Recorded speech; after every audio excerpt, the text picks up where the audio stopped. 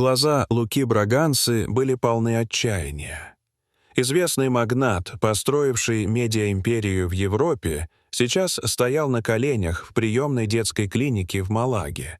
Врачи метались между палатами, как в панике, но он лишь бессильно смотрел в пол и шептал имя своего сына, Саши, которому только исполнилось 9 лет.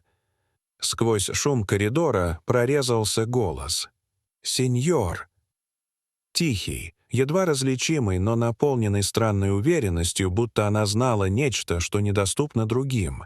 Лука поднял глаза и увидел перед собой девочку лет 14. На ней была выцветшая толстовка с пятнами от моющих средств, кроссовки с рваными шнурками, будто пережившие не одну бурю. Но главное — ее глаза. Они сияли не светом, а знанием. В них было что-то тревожное и древнее, как будто через нее смотрел не ребенок, а дух, видевший слишком много, переживший боль чужих судеб. Она стояла спокойно, но в ее осанке была настороженность, как у охотника в лесу, чутко прислушивающегося к зову невидимого зверя. «Вы отец мальчика из палаты 203?» Лука медленно кивнул. Что-то в голосе девочки, в ее взгляде, не позволило ему отвернуться или отмахнуться. «Я могу помочь. Меня зовут Лина. Я здесь неофициально, помогаю тете Инес, уборщице. Но я знаю, что с ним. Я чувствую это. Внутри меня как будто чужая боль становится моей.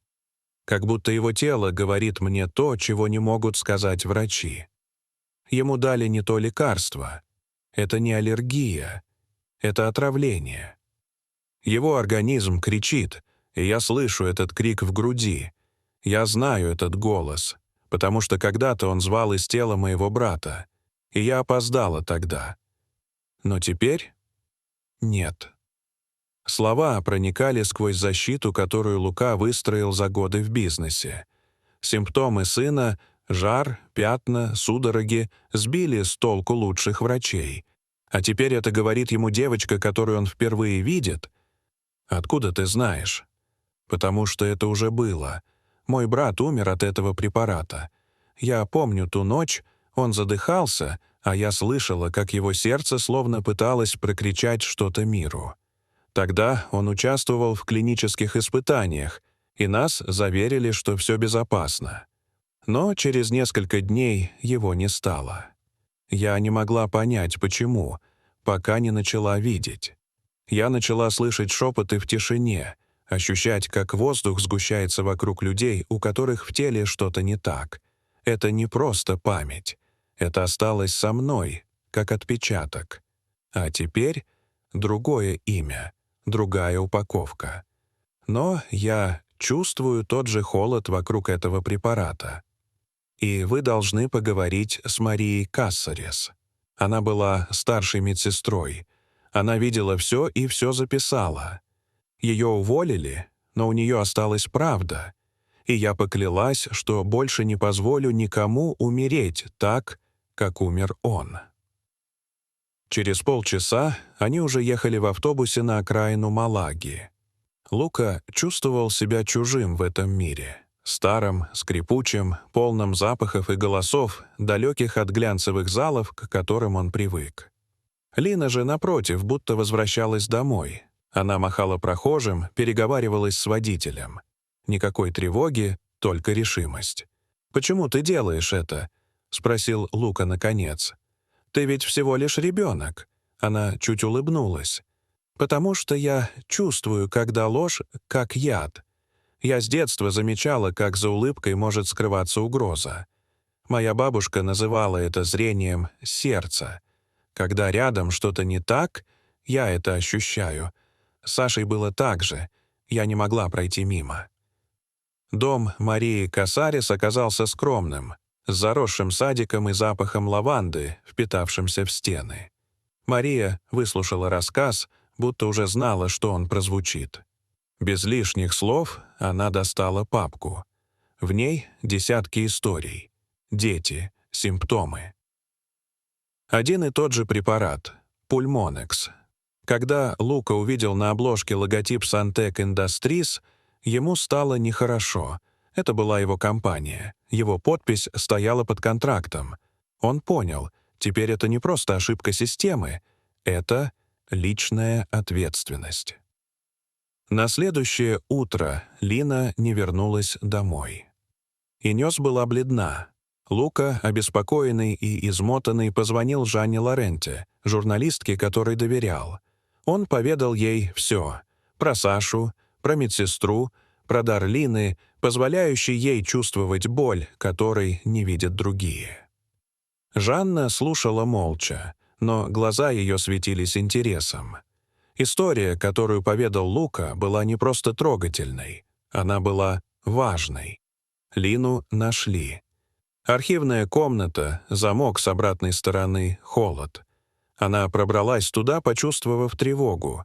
Ее интуиция не подвела. В рюкзаке документы, подлинные отчеты, протоколы испытаний, пометки, скрыть, ограниченный доступ. Лука не сомневался. Без Лины это бы никогда не всплыло. Публикация в СМИ вызвала волну. Общественность требовала ответов. Лука вышел к прессе, честно, открыто. Впервые за долгое время не как бизнесмен, а как отец. Он инициировал реформу внутри компании, основал институт Лины Касарес, независимую организацию по наблюдению за безопасностью лекарств. Лина отказалась от публичности. В свете вспыхнувшего общественного интереса и внезапной известности она чувствовала себя неуютно, словно тень чужого внимания мешала ее восприятию мира. Она предпочла остаться в тени. Не из страха, а из понимания. Ее сила не в микрофонах и камерах, а в тишине, в умении улавливать то, что скользит мимо большинства. Продолжая жить скромно и почти незаметно, она продолжала чувствовать и слышать. Точно, глубоко, будто через нее говорили судьбы тех, кого обычно никто не слушает. Саша поправился. В доме Луки появилось новое дыхание. Лина жила с ними, и ее молчаливое присутствие стало якорем, напоминанием о том, что важно. Она не говорила много, но когда говорила, каждый слушал. Однажды вечером под звездным небом Саша спросил: «Ты же не знала, кто я? Почему ты помогла мне?» Лина посмотрела вдаль. «Потому что ты светился. Но тенью. Я почувствовала, что если помогу тебе, ты однажды поможешь кому-то другому. Мы все связаны. Просто не все это чувствуют». Лука, наблюдая за ними, ощущал, как внутри него что-то изменилось. Он перестал быть только директором компании. Он стал человеком, который услышал и не отвернулся. И, глядя на Лину, он знал, она не ошиблась. Прошло несколько месяцев. Институт, названный в честь Лины, начал свою работу. В нем работали не только ученые и врачи, но и те, кто когда-то были пациентами. Те, кто выжил, чья жизнь изменилась благодаря кому-то, кто не побоялся сказать правду. Сам Лука стал проводить больше времени не в залах заседаний, а в аудиториях и встречах с родителями и молодыми волонтерами. Он больше не строил только бизнес, теперь он строил доверие. Лина, хоть и оставалась в тени, все чаще сопровождала его в поездках.